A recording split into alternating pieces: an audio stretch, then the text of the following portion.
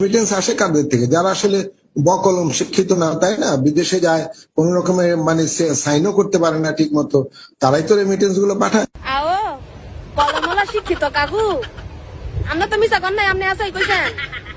আমরা যারা বাংলাদেশের থেকে বিদেশ আছি সবগুলাই বকলম। কি লাগে জানেননি?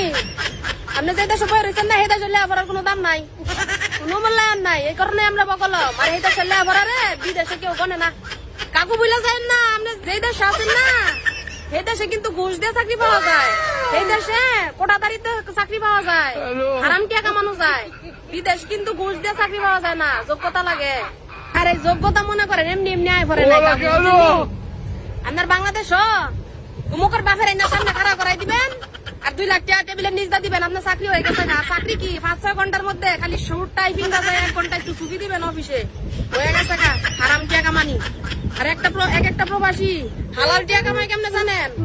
আপনার মতন 38 ডিগ্রি তাপমাত্রা এসি রুমের ভিতর বয়া বয়া না, 42 থেকে নিয়ে 46 ডিগ্রি তাপমাত্রা 12 থেকে 14 ঘন্টা ডিউটি করে একটা প্রবাসী, তারপরে বাংলাদেশের রেমিটেন্স পাঠায়। আর আপনার মনে হয় এত সুজা বকলম? এই 42 ডিগ্রি তাপমাত্রা আপনারা খালি আইনা যদি ছাইরা দাম দিত, কামলা দাও তো পরের কথা। এমনি তো আপনি ফাড়া মার্কা কাকু হয়ে গেছেন গা, মাথার এই যে বেল মাথা গইলা গইলা পড়তো, বুঝছেন? পালা করে কথাবার্তা কইেন, বয়স হয়েছে, মাথায় হাত দিয়ে না।